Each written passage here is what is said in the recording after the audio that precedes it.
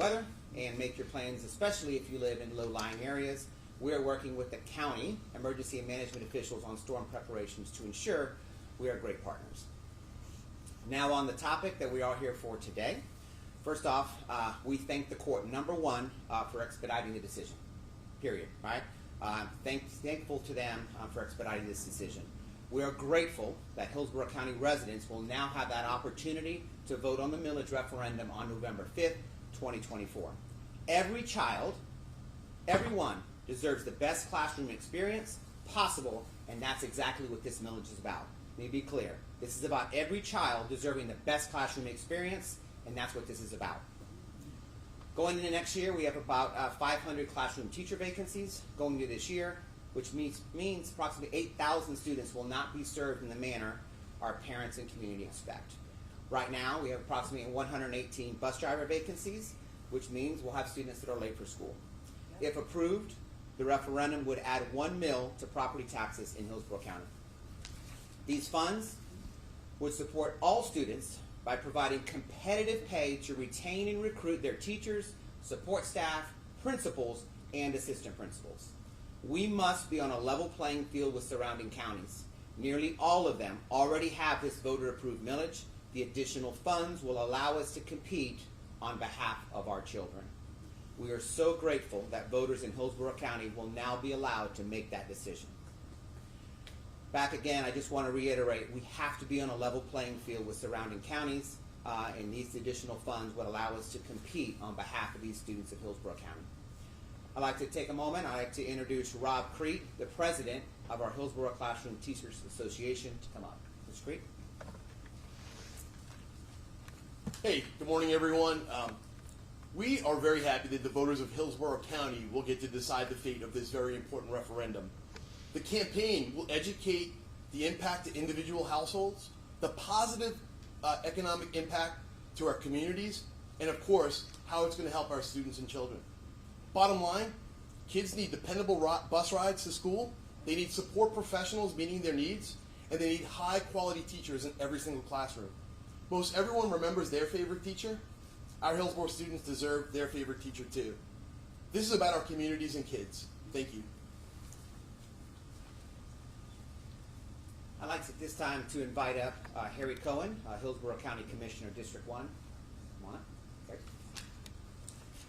Good morning, everyone. It seems to me that at this point, the Hillsborough County Commission has two things that it has to do. The first is to make a decision on whether or not to appeal this matter, and the second is whether or not to follow the court's order and place the referendum on the ballot. As to the first question, while I'm going to be voting against appealing it because I was against it on the merits on the first round, I think that reasonable people can disagree. Some might argue that it's a waste of taxpayer dollars to go forward, but I'll leave that to another day. The real question, though, is whether or not the County Commission is going to place the referendum on the ballot as the judge's writ of mandamus instructs us to do. There have been comments made already publicly by commissioners essentially saying they're willing to be held in contempt. And I would just remind everyone that this is a court order. This is the law, and we need to go ahead and place this matter on the ballot and let the appellate courts or whatever, whatever process is going to take place. But it is our responsibility at this moment to place this matter on the ballot so that voters can decide on this matter. Thank you. Thank you, Commissioner Cohen. Clearly, my goal is for every child to receive the very best education, and I look forward to going out to the community over the next few months to share how this millage referendum will positively impact our students. That concludes today's press conference, and I'll be happy to take any additional questions. Right, one of the big things we talked about the other day, too, is just the fact that when you look on the grand scale of Hillsborough County, one of the largest school districts in the country, and the the fact that you're trying to keep these teachers paid. I mean, how big is this to get this on the ballot, just to be able to keep teachers here instead of them relocating? No, and thank you for asking that. This is an absolute necessity, and I've said this many times. We in this district, we don't take this lightly. We don't take this ask lightly, and with the economy the way it sits right now, we don't take this lightly at all. However, if we look at our surrounding school districts, I mean, it will be, matter of fact, it'll be on the ballot in Hernando. It's going to be on the ballot again in Pinellas. It'll be on the ballot in Sarasota. So we're just asking that opportunity for that to be placed on the ballot. This comes up to us to be able to compete with surrounding districts. There is additional revenue that this additional mill allows counties to be able to bring in additional dollars, and we have to be on a competitive playing field with our surrounding districts. And it comes down to that, is to be able to recruit and retain the very best teachers, because in the end, what it comes down to is supporting our students here in Hillsborough County and providing them that best classroom experience, and that's what this is about. And we're in that fight. And we just over the next coming months, just to make sure that to educate our community around that, so that way our students have that very best classroom experience that they can. And we heard from one of the commissioners who talked about willing to go into contempt of court and not following this court order. You're obviously hoping that's not the case. This doesn't go to appeal, and they let the voters decide. Yeah, so let's be clear, we've been tremendous partners with the county here right now with our emergency preparations. We work with them day to day. My staff works with them. So I'm hoping that we can move forward from this and continue to be great partners. We disagreed on this one issue, but let's move forward together in providing the best, providing what this county needs, and that's us working together all the time. It was only a disagreement for this year because they were willing to push it to 2026, but you felt right now the need is great. We have a lot of influx of people moving to this area. We have more kids in school than we've had before, and obviously to be able to retain teachers and keep them in this school district, it's critical to be able to pay them a competitive wage. We had no time to wait. And that's why we took this so seriously, to be competitive and to provide the best for our students. The time was now. We could not afford to wait 2 years. That's why this was such an urgent matter for us, and we took the stance that we did. Absolutely could not wait another couple of years with what we're dealing with right now with surrounding school districts that have this additional revenue that they're providing, and they're recruiting staff members. I mean, we're sitting right now, this upcoming school year, I have 118 bus driver vacancies. Those are, quite simply, those are double runs. Those are bus drivers that have to make one run, go back, pick up more students, and then that in turn has students late to school. And we've seen our numbers around attendance. Attendance matters, and we have to have our students in school every day, and then on top of that, you got to be on time, and this bus driver vacancy affects us, and then we're sitting with close to 500 teacher vacancies, and we're by far, we have the largest number of vacancies. And why is that? Because our ability to be able to recruit and retain the teachers when we don't have that additional revenue that other districts has. But thank you for that question.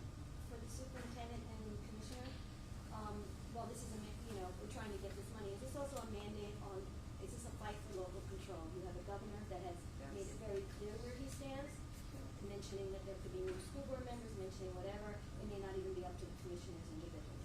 So is this a mandate? Is this a fight for local control as much as it is as a fight to have professional teachers? And great question. I mean, this is absolute local control, and if you look the way that the law is set up around this additional mill and revenue, it allows local communities to be able to levy that additional ad valorem, that 1.0, to provide additional revenue into the school district. So it's already there, and that's what happens currently. Is we have that ability.